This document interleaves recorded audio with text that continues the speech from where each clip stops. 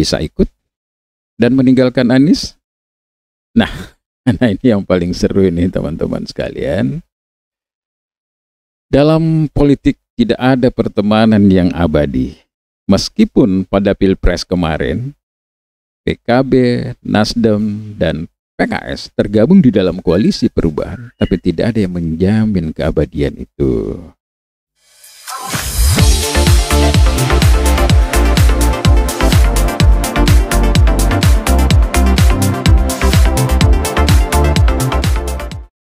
Assalamualaikum warahmatullahi wabarakatuh. Selamat berjumpa kembali bersama saya, Bang Elo, di channel Obi Production. Nah, di video kali ini teman-teman, kami ingin tetap menyampaikan tentang dinamika kontestasi demokrasi di Pilkada serentak tahun 2024. Dan pada video kali ini, kami ingin membahas atau mengulas kembali dinamika kontestasi Pilgub DKI Jakarta yang kelihatannya semakin dinamis dan mulai ada drama-drama yang menegangkan. Terutama pasca Golkar mengumumkan akan mendorong Deddy Mulyadi, kader Gerindra di Pilgub Jawa Barat, dan mempersiapkan Ridwan Kamil atau Kang Emil, mantan Gubernur Jawa Barat, untuk OTW di Pilgub DKI Jakarta. Nah, ini tentu menarik teman-teman, karena 1 minggu terakhir ini justru Golkar menyuguhkan kita akan mendorong Yusuf Hamka di DKI Jakarta. Nah, ada beberapa perubahan yang sangat dinamis. Ternyata Kang Deddy Mulyadi yang akan dipersiapkan di Jawa Barat dan Ridwan Kamil yang akan didorong untuk maju di Jakarta. Nah, teman-teman sekalian, majunya Ridwan Kamil di Pilgub Jakarta bukan tanpa pertimbangan yang matang. Tentu di situ ada konsensus-konsensus dari partai elit yang tergabung di dalam Koalisi Indonesia Maju. Mengingat dari segi elektoral, Ridwan Kamil lebih mudah menang sebenarnya ketika dia maju kembali bertarung di Jawa Barat daripada kembali atau harus berkompetisi di Jakarta, apalagi ketika melawan Anies Baswedan yang kita tahu saat ini masih memiliki survei yang paling teratas. Nah, teman-teman sekalian, sebagaimana kita ketahui bahwa dari beberapa hasil survei di Pilgub Jakarta, Ridwan Kamil ini masih menempati posisi ketiga setelah Anies dan Ahok. Bahkan posisinya atau jaraknya dari Anies itu masih sangat jauh sekali. Jadi kemungkinan ada skenario yang memberikan jaminan ketika Ridwan Kamil didorong di Jakarta, bagaimana peluangnya untuk bisa memenangkan kontestasi di Jakarta. Nah, mungkin salah satu yang ada relevansinya yang bisa diterima secara nalar adalah skenario di mana Anies gagal maju di Pilgub Jakarta atau Pilkada Jakarta tanpa Anies Rashid Baswedan. Nah, ini parah juga nih kalau seperti ini teman-teman. Nah, salah satu indikator adalah adanya skenario Kim Plus yang digagas oleh Gerindra yang mengajak Nasdem, PKS, dan PKB bergabung, tentu dengan berbagai syarat. Salah satunya bisa jadi secara bersama-sama dalam koalisi Kim Plus ini mengusung RK di Pilgub Jakarta dan beberapa pilkada di beberapa provinsi yang dianggap strategis untuk kepentingan 2029 ke depan. Nah, inilah politik Indonesia teman-teman ya. Jadi memang planningnya jauh ke depan. Jadi terkadang ya itulah. Kita baru menghadapi 2024-2029, tetapi kita sudah mulai berpikir mempersiapkan 2029 ke depan. Nah, itu sih sebenarnya sah-sah saja teman-teman sekalian ya. Namanya juga politik ya, tentu juga sama dengan pembangunan. perencanaannya juga harus perencanaan matang ya, bukan 5 tahun ke depan, tapi mungkin 10 sampai 15 tahun ke depan. Nah, jika skenario ini berhasil, maka dipastikan Anies bisa gagal melaju di dalam kontestasi karena hanya tersisa 2 partai, yakni PDIP dan Perindo. Itu pun tidak cukup kursi untuk mengusung calon gubernur di mana syarat minimal terpenuhi 22 kursi. Nah, itulah yang saya katakan tadi teman-teman, kalau jika sekiranya apa yang diinginkan oleh Kim Plus ini berhasil, mengajak PKB, mengajak PKS dan Nasdem untuk bergabung di Kim Plus ini, pasti Anies bisa gagal melaju sebagai calon gubernur. Karena kita pahami semuanya bahwa untuk sementara ini, Nasdem dan PKS itu yang sudah menyatakan sikap terang-terangan mendukung Anies Baswedan untuk maju kembali bertarung di kontestasi Pilgub DKI.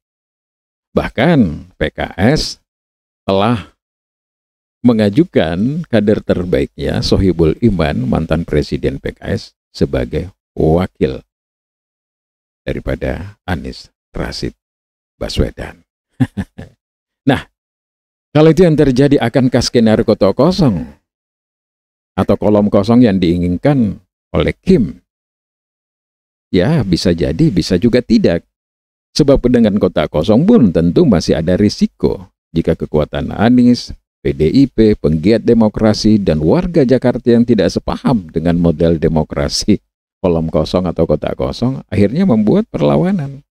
Dan di dalam beberapa kasus pilkada yang melawan kota kosong itu ada yang kota kosong malah menang. Jadi memang tentu juga harus dipertimbangkan matang di sini.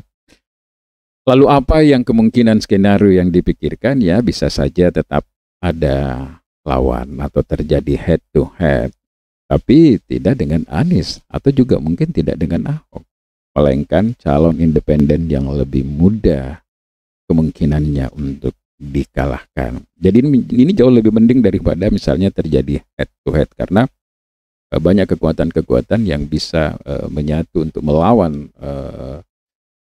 atau berada di kota kosong ketika terjadi seperti itu, teman-teman sekalian. Pertanyaannya kemudian, atas ajakan Kim Plus, apakah Nasdem, PKS, PKB bisa ikut dan meninggalkan Anies?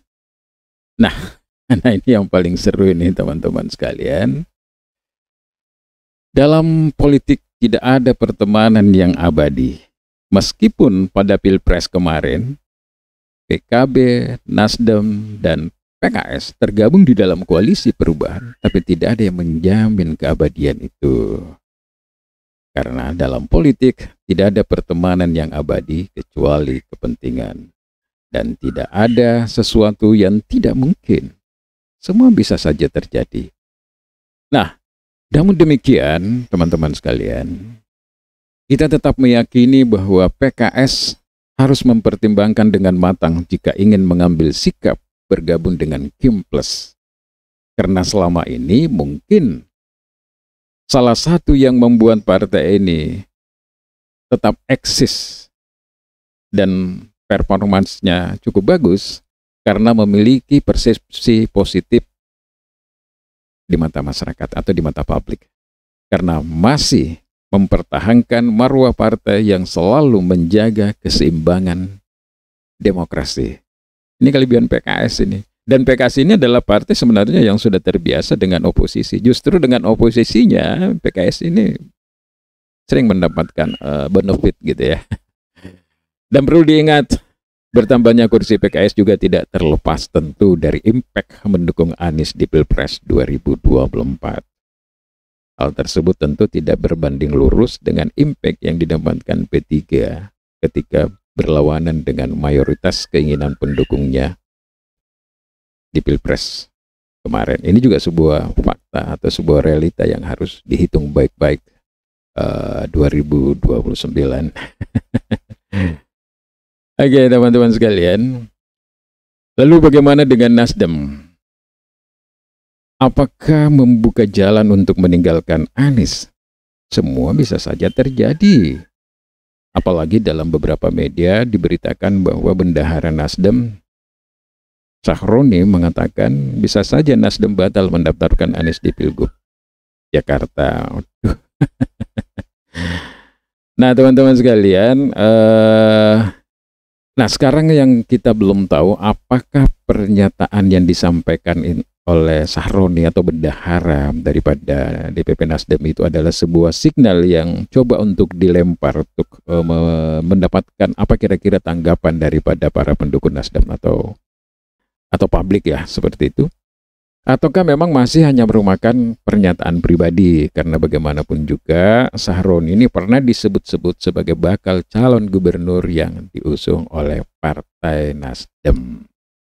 Nah, dalam konteks ini teman-teman sekalian, tentu kita harus masih melihat bagaimana dinamikanya ke depan, karena satu hal yang selalu saya katakan begini, Nasdem dengan Anies ini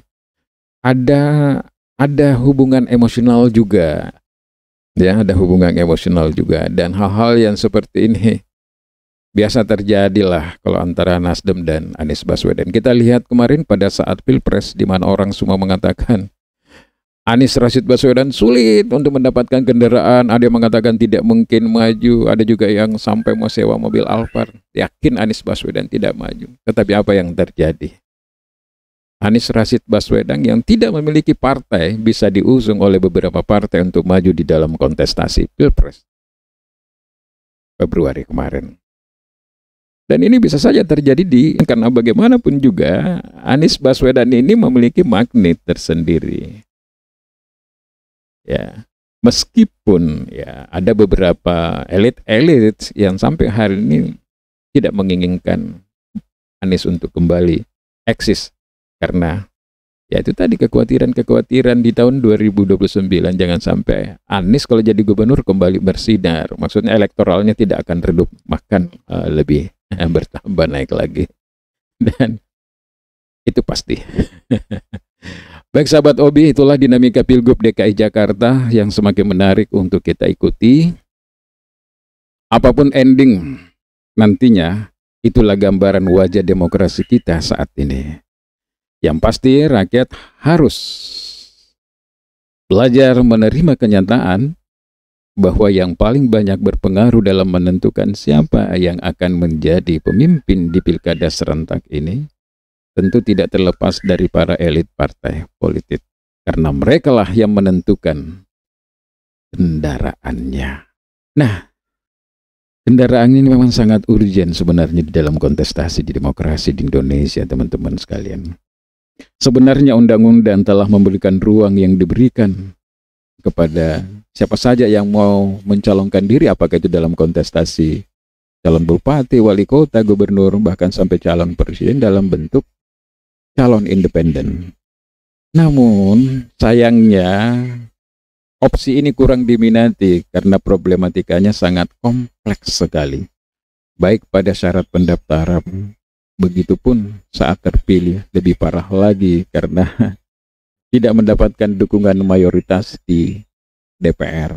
Sementara setiap program-program kerja yang ingin digagas oleh apakah itu bupati, wali kota, gubernur, presiden tentu harus mendapatkan persetujuan oleh DPR. Nah, disitulah dilematisnya sehingga tetap dibutuhkan kos yang sangat besar sekali.